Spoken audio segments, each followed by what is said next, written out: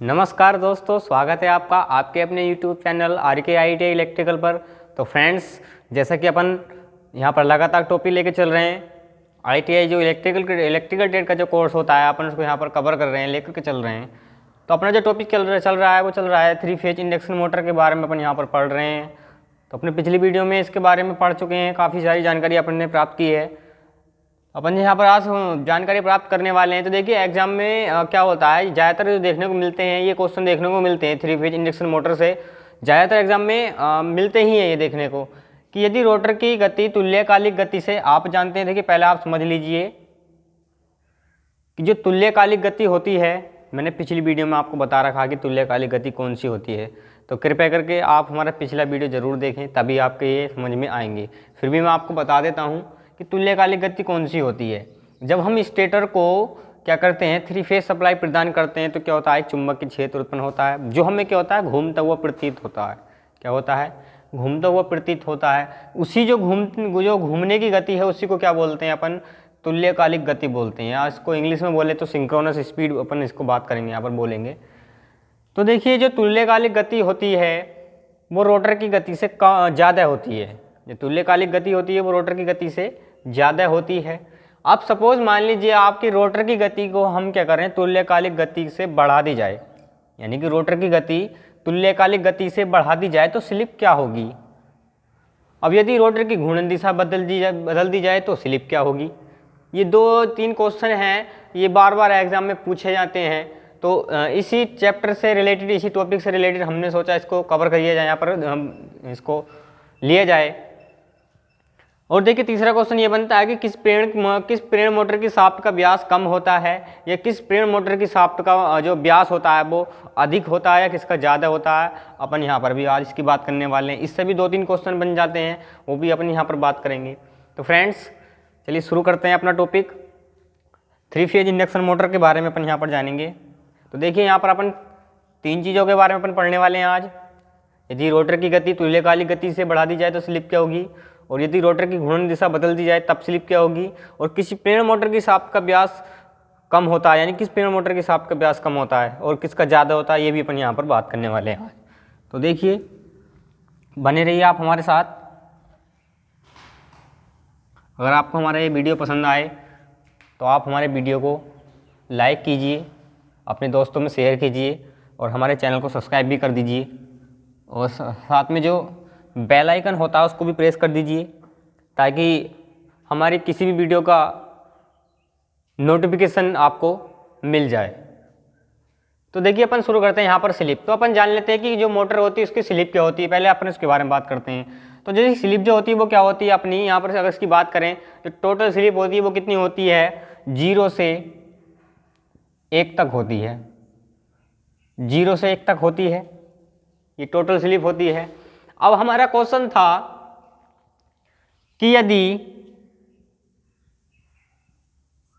Rotor की गति को बढ़ा दिया जाए, यदि रोटर की गति को बढ़ा दिया जाए, किससे, तुल्यकालिक गति से बढ़ा दिया जाए। यदि रोटर की गति को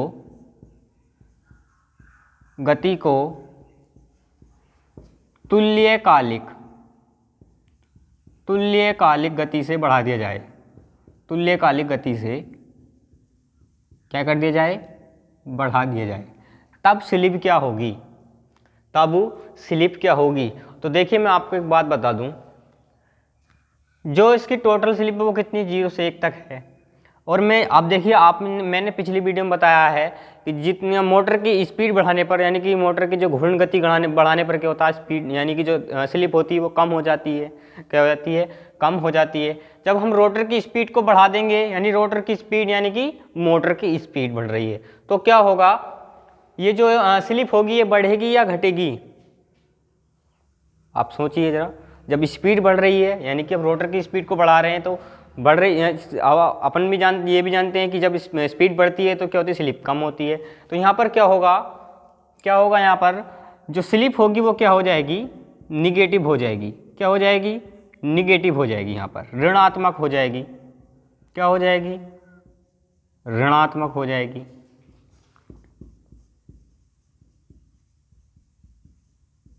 ऋणात्मक हो जाएगी यहाँ पर।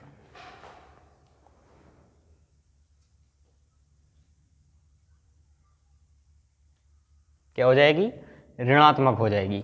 और देखिए क्वेश्चन इस तरीके से बन जाता है, यदि कोई पेड़ मोटर यदि कोई मोटर यहाँ पर जनरेटर की तरह एसी जनरेटर की तरह कार्य कर रही है तो तब स्लिप क्या होगी, तो क्या होगी, ऋणात्मक हो जाएगी, क्योंकि रोटर की गति बढ़ रही है तब तो स्लिप क्या हो जाएगी, यहाँ पर ऋणात्मक हो जाएगी। क्या हो जाएगी, ऋणात्मक हो जाएगी। आपको यहाँ पर ध्यान रखना है, यदि रोटर की गति बढ़ रही है और आपसे पूछा जा रहा है कि स्लिप क्या होगी, तो स्लिप क्या होगी, ऋणात्मक हो जाएगी। क्या हो जाएगी, ऋणात्मक हो जाएगी। अपन बात करते हैं अब, ये आपका इस तरीके से लिख ली, क्वेश्चन नंबर 1 हो गया आपका, ये क्वेश्चन नंबर 2 लिख लेते हैं। यदि रोटर की घूर्णन दिशा बदल दी जाए, क्या कर दी जाए, घूर्णन दिशा बदल दी जाए तब स्लिप क्या होगी। यदि रोटर की घूर्णन दिशा बदल दी जा रही है तब स्लिप क्या होगी। ये क्वेश्चन भी जो TG2 की वैकेंसी आती है UPPCL UPRBNL से सन 2014 में जो एग्जाम हुआ था उसमें ये क्वेश्चन पूछा गया था कि यदि रोटर की घूर्णन दिशा बदल दी जाए तब मोटर की स्लिप क्या होगी। तो क्या होगी, अपन यहाँ पर इसको भी जान लेते हैं। तो देखिए, तो इसकी जो स्लिप होगी, ऐसे मान लीजिए आप, देखिए यहाँ पर कोई रोटर है, ये मैं आपको दिखा दूँ, और क्या है ये इस तरीके से इसकी दिशा है, इस तरीके से घूम रही है। अब हमने क्या किया, इसकी दिशा हमने इस तरीके से कर दी, यानी इस दिशा में कर दी है, इस दिशा में कर दी है, तब इसकी स्लिप क्या होगी, इसके बारे में अपन यहाँ पर बात करेंगे। देखिए इसको जो बोलेंगे, जो दिशा जो बदल रही है, इसको क्या बोलेंगे अपन, क्या बोलेंगे, ब्रेकिंग मोड बोलेंगे इसको। क्या बोलेंगे, ब्रेकिंग मोड। क्वेश्चन ये भी वैसे भी बन जाता है कि ब्रेकिंग मोड में मोटर की स्लिप क्या होती है, ब्रेकिंग मोड में मोटर की स्लिप क्या होती है, इस तरीके से भी क्वेश्चन पूछ लिया जाता है।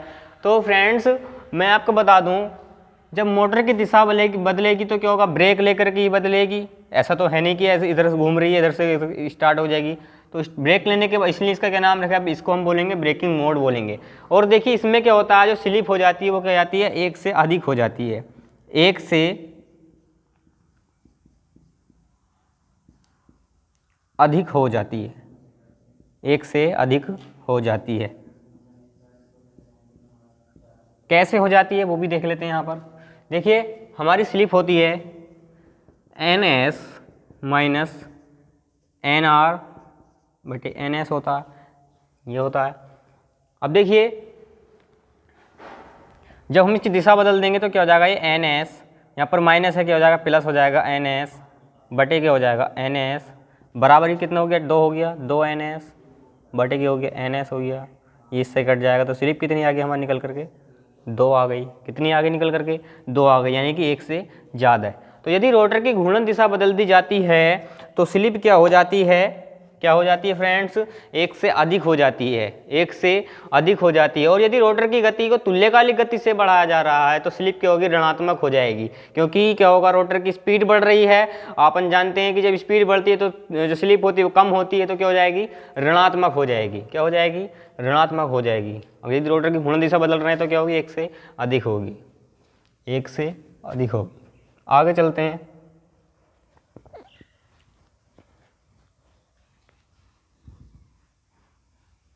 नेक्स्ट क्वेश्चन की तरफ चलते हैं अपन। नेक्स्ट क्वेश्चन क्या पूछा जाता है, तो देखिए स्लिप से अगर क्वेश्चन आएगा तो आपका छूटेगा नहीं। ये 3 तरीके से क्वेश्चन बनते हैं। एक तो स्लिप होती कितनी है मोटर की, परफेक्ट होती है, वो 0 से 1 तक होती है। दूसरी आपकी, यदि रोटर की गति तुल्यकालिक गति से बढ़ा दें तो ऋणात्मक, और दिशा बदल दें तो क्या होगा, 1 से अधिक हो जाएगी। अब अपना क्वेश्चन है कि ये क्वेश्चन है आपका, निम्न में से किस प्रेरण मोटर की शाफ्ट का व्यास कम होगा। ये क्वेश्चन है। तो देखिए ऑप्शन दे देता हूँ मैं आपको, 20 HP और आपका यहाँ पर ले लेते हैं 2880 RPM। बी ऑप्शन ले लेते हैं यहाँ पर 20 HP यानी गैस शक्ति 1440 RPM। सी ले लेते हैं यहाँ पर 20 HP 960 RPM और डी ले लेते हैं यहाँ पर 20 HP 730 RPM।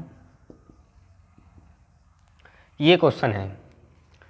दो तरीके से पूछा जाता है कि किस प्रेरण मोटर की शाफ्ट का व्यास कम होता है और किस प्रेरण मोटर की शाफ्ट का व्यास अधिक होता है।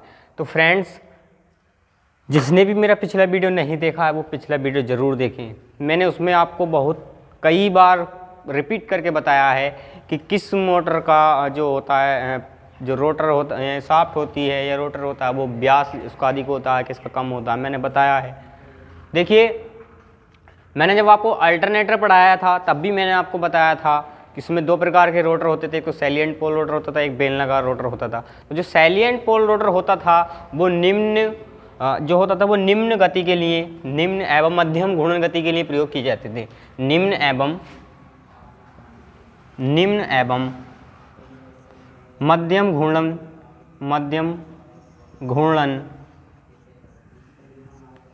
गति के लिए प्रयोग किए जाते थे। तो उनका क्या होता था, उनका व्यास ज़्यादा होता था, व्यास ज़्यादा और लंबाई कम होती थी।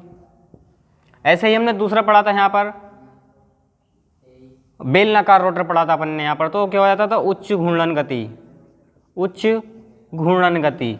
तो क्या होता था, उनका व्यास ज़्यादा होता था, व्यास कम होता था, व्यास कम तथा लंबाई क्या होती थी, ज़्यादा होती थी।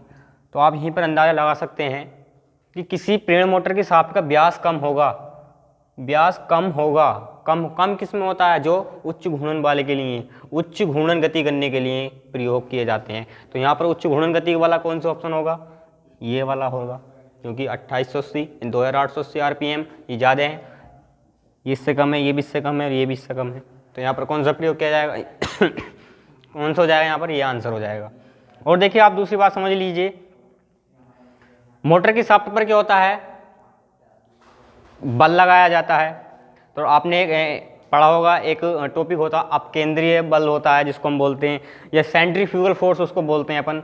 जैसे कि आप समझ लीजिए कोई पत्थर का टुकड़ा है और आपने उसको हाथ में लिया, उसको आपको इस तरीके से घुमा रहे हैं, इस तरीके से घुमा रहे हैं, और आपने क्या किया, उसको एकदम से फेंक दिया। क्या किया, फेंक दिया। तो आपने इस पर बल लगाया, क्या लगाया, एक बल लगाया। तो जो उस पर जो बल लगाया तो उसी के अकॉर्डिंग अपन यहाँ पर देखते हैं। तो जो कम व्यास वाले, अगर देखिए इस पर एकदम से क्या होगा, एकदम से जैसे आपकी शाफ्ट एकदम से बल लगाएंगे तो क्या होगा, इस तरीके से समझ लीजिए कि शाफ्ट में टूट फूट हो सकती है। क्या हो सकती है, टूट फूट हो सकती है। इसलिए वो क्या होता है, कम व्यास वाले बनाए जाते हैं। एक फॉर्मूला होता है आपका, देखिए वो होता है F बराबर, यानी कि अपकेंद्रीय बल बराबर होता है आपका M, ये द्रव्यमान है, और ये आपका R। तो देखिए M क्या है यहाँ पर, द्रव्यमान है, R क्या है यहाँ पर, रेडियस है, और ये क्या है यहाँ पर, स्पीड है, और ये यहाँ पर अपकेंद्रीय बल है।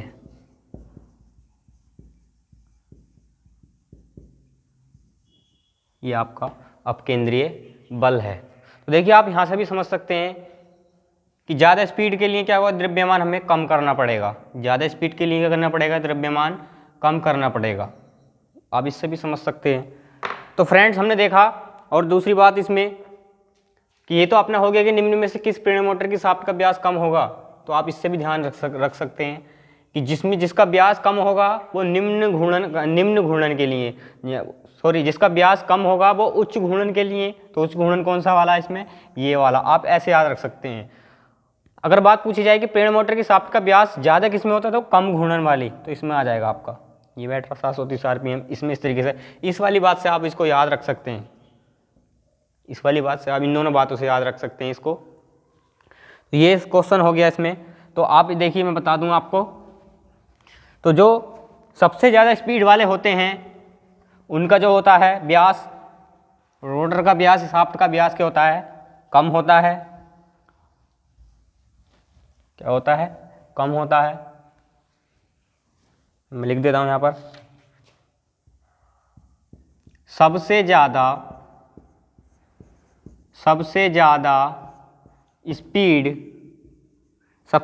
स्पीड वाले शाफ्ट का व्यास क्या होगा, कम। सबसे कम